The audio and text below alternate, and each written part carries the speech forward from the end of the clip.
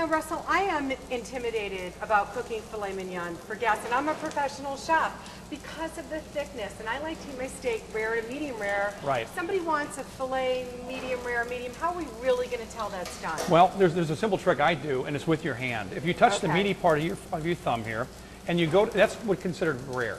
As you reach to each finger, it gets more firm, doesn't it? Sure does. When you try to reach over and get all the way to your pinky, that's very firm. Same thing with your meat. The longer it sits there, more juices extract out of the meat, the more done it's going to be. So I can also go, now these steaks obviously are not being close to being done, but as I push on the meat, it's still very soft, and that's rare to medium rare. As it gets more done, I can't push it, it won't give in as much. So that's a good tip for you. But you know what? If you want to cheat till you get really good at it, take a little knife and cut a little piece off the side just to see. It's okay. It's not. Sure it is. You're worried about. You're at home.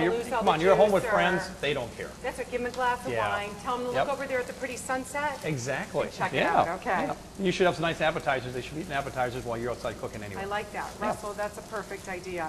Now, for finishing off, there are different sauces that people can use at home, whether it's a béarnaise or it's a mushroom sauce.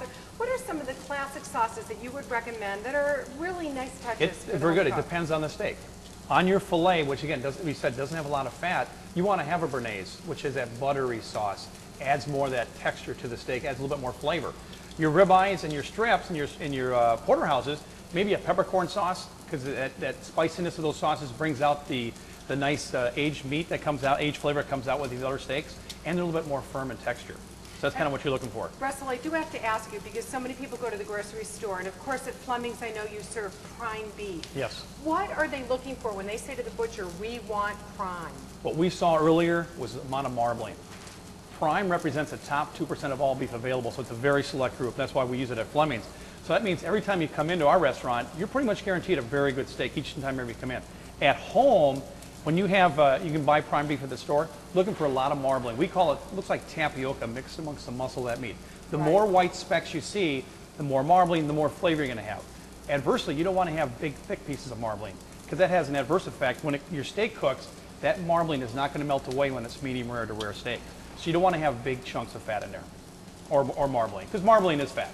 And it equals flavor. No matter how you slice it, it's still flavor. I could dab it behind my ears. I love it so much.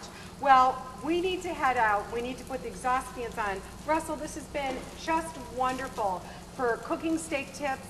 We're going to go over now and talk with Dan Schaefer, the operating partner. I like to call him the mayor of steaks here in Sarasota County, and his new chef partner, Charlie. So we'll be right back.